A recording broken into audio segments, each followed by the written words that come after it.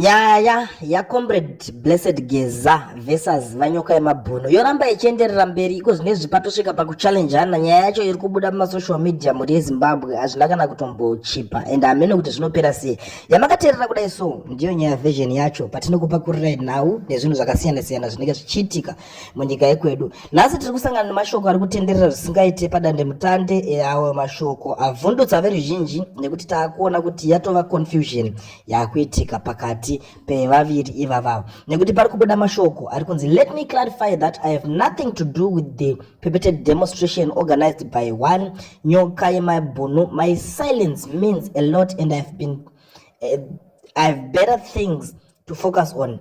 Senior politicians are known for using people, whilst if things go wrong, plausible deniability will be their choice. Ndio mashoko atiri kuona ari kubuda ari kunyorwa pamadandemutande. Vazhinji vanotaurawo vachiti akaunti iyoyi mazira atinoita haisi yavageza nekuti vageza vakati havagone kushandisa Twitter. Saka mashoko iwaya anenge achibudiswa nevanhu veintelligence, asiwo vamwe vari kuti dzinotori intelligence idzodzo dzakatoitwa navageza vacho kuti vangoyembedzera kuramba, asi mashoko acho anenge achibva nekwavari. Vamwewo vakati mashoko iwaya chinenge chakaitika ndechekuti munhu uyu ndiye munhu anenge achivaitira achitaura mashoko anenge achibva mumuromo mavo. Zvizhinji zvinenge zvichingotaurika, asi isusu tangoti regedzai tionesane nemhuri yeZimbabwe zvinhu zviri kutaurika panapa, nekuti vamwewo vaida kunyatsonzwisisa kuti vazive kuti zvakazofamba sei kuti Nyoka Yemabhuno navacomrade Blessed Geza vakazotanga kunzi vapindirana kana kuti vatanga kuita zvinhu zvavo pamwe chete rini, zvakatanga kuitika rini, ende vakatanga kushandidzana pamwe chete rini, vakatanga rini kunzi vave kuita chikwata kana kuti chetimu imwe chete, nekuti vanhu vaingoziva vaBlessed Geza vari ivo vakabuda vachitaura nyaya dzavo dzavakabuda vachitaura paya. Hapana kumboonekwa vaNyoka Yemabhuno vari paside, asi vaNyoka Yemabhuno vakazongobudawo vave kudeedzera. Endewo vamwe veruzhinji ndivo vanoti ana Nyoka Yemabhuno distraction yekuda kuvhiringidza zvinhu zvakarongwa navageza pakuti hanzi vakangouyawo vave kuronga yavo demonstration kuitira kuti kana zvichinge zvazotanga vakaitisa yavo demonstration vanhu vabuda vorwa zvisingaite, vageza pavanozouya vave kuti vanhu ndauya nesignal chandei tinoita demonstration kana kutiratidziro, vanhu vanenge vave kutya nekuti vanenge vambopuhwa mamwe maronda, vanenge vamborohwa zvisingaite. Mashoko aingotenderera mumadandemutande anova mashoko aivhiringidza vanhu zvakanyanya. Iko zvino takatarisa situation dziri kuitika paZimbabwe zvizhinji zvinotoshamisa. Zuro ndizuro pakange paine war veteran avo varwi vehondo yerusununguko vakakwanisa kuenda kuti vanoita press yavo kuBulawayo, asi yakavhiringidzwa. Pari kunzi vechidiki vaipiwa $10 kuti vakwanise kunge vachivhiringidza musangano iwoyo kana kuti mapress iwayo aiitika pamedia house yekuBulawayo. Saka pakatanga kupopotedzana, kuvhiringidzana, vamwe vachida kumisa kuti musaite izvozvo kuvarwi vehondo yerusununguko. Zvinhu zvova zvinhu zvinosiririsa. So vageza mumwewo wevarwi vehondo yerusununguko iyoyo yakatoitika. Ndosaka muri kuona kuti iko zvinezvi mademonstrations acho awandisa. Pamwe vari kudedzera kuti tichaita mavhenda, vamwe vari kuti tichaita yakadai. Confusion yese iyoyo iri kuitika kupanika kwebato reZANU-PF zvakakonzereswa navacomrade Blessed Geza kubva pavakangotaura izvozvo. Ende tikatarisa nyaya iyoyo pakasungwa vanhu vakawanda kwazvo mushure mekunge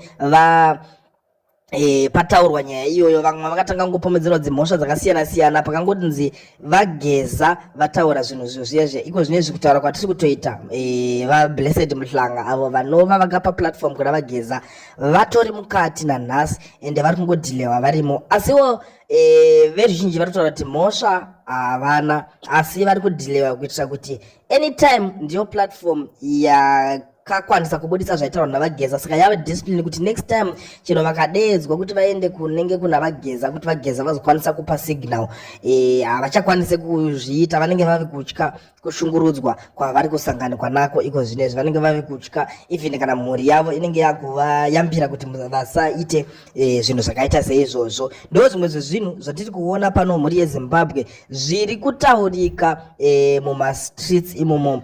Dzinova nyaya dzinosiririsa dzidzo idzo nyaya dzinovhundutsa. Asiwo takatarisa vanyoka yemabhunu vacho havasi kudzora tsvimbo pane matauriro avari kuzviita, vari kutodeedzera kuti zvoni ngoma ndiyo hatina chachinja pane zvatichaita kana kuti pane zvatakaronga hapana chatichakwanisa kuchinja kana kuti chatichakwanisa kumisa. Ndo zvimwe zvezvinhu zviri kuitika ipo panapa. Asi Vageza vakangonyarara, havasi kuzivikanwa futi kuti vari kupi, vari pai, vari kumboita nezvei, hapana ari kunyatsoziva. Vamwewo vari kutaura zvakasiyana siyana kuti vakahwanda muJosiah Magama barracks iyo yaimbozivikanwa nezita rekuti KG6. Vazhinjiwo vanotaurawo zvinhu zvakaita seizvozvo, asi chavanozvitaurira kuziva kuti Vageza vari kutsvagwa nemaCIO, asi maCIO aya haana simba rekukwanisa kupinda mubharaki remauto, ende hakuna kana ani nani zvake anokwanisa kupinda mubharaki remauto. Izvozvo zvinonyatsozivikanwa, chero mapurisa chaiwo havakwanise